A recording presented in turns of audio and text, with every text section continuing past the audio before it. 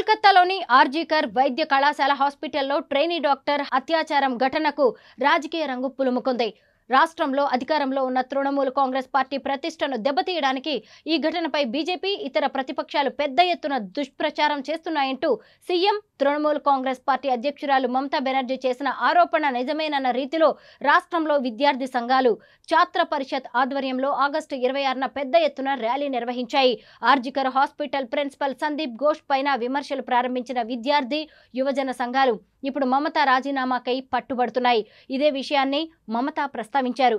BJP పాలిత రాష్ట్రాల్లో ఇటువంటివి ఎన్నో జరుగుతున్నా నోరు మెదపని బీజేపీ యువ విద్యార్థి మోర్చా సభ్యులు తనపై అస్త్రాలను ఎక్కుపెడుతున్నారంటూ ఎదురు దాడికి దిగారు. మాటకు మాట అందించడం, ఎత్తి పొడవడం సమస్యకు పరిష్కారం కాదని, మమత ఎదురు దాడిని ఎవరు సమర్థించరని ఆమె తెలిపారు.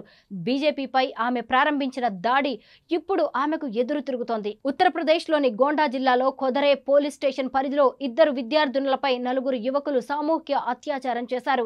ఈ కేసులో నిందితులైన విద్యార్థులు రాజకీయ నాయకుల కుటుంబాలకు చెందిన వారు కావడం వల్ల పోక్సో చట్టం కింద కేసు నమోదు చేసి విడిచిపెట్టారు.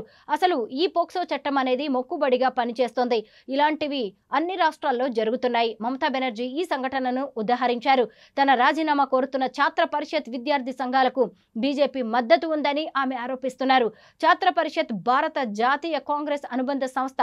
గతంలో మమతా విద్యార్థి నాయకురాలిగా ఉన్నప్పుడు మార్క్సిస్ట్ ఫ్రంట్ ప్రభుత్వంపై ఈ ఛాత్ర పరిషత్ ఆధ్వర్యంలోనే ఉద్యమాలు నడిపారు.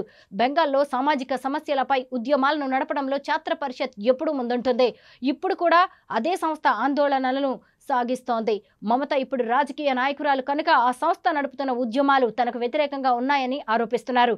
ఆ ట్రైనీ డాక్టర్ కుటుంబ సభ్యులను ఆమె మొదటి రోజే పరామర్శించినప్పటికీ వారికి ఆమెపై కన్నా రాజీనామా చేసిన ప్రిన్సిపల్ సందీప్ ఘోష్ పై పీకల వరకు కోపం ఉంది. ఇప్పుడు కూడా విద్యార్థుల ప్రదర్శనల్లో చేస్తున్న నినాదాలన్నీ ఘోష్కి వ్యతిరేకంగానే ఉన్నాయి.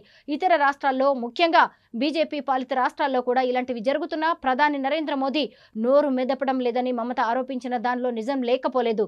దేశంలోని ఇతర ప్రాంతాల్లో కూడా కోల్కతా విద్యార్థిని హత్యాచారం ఘటనపై ఆందోళనలు తారాస్థాయికి చేరాయి. ఇప్పుడు అందరినీ వేధిస్తున్న ప్రశ్న పశ్చిమ బెంగాల్ ఘటనకు ఎందుకు ఇంత ప్రచారం వస్తోంది అన్నదే.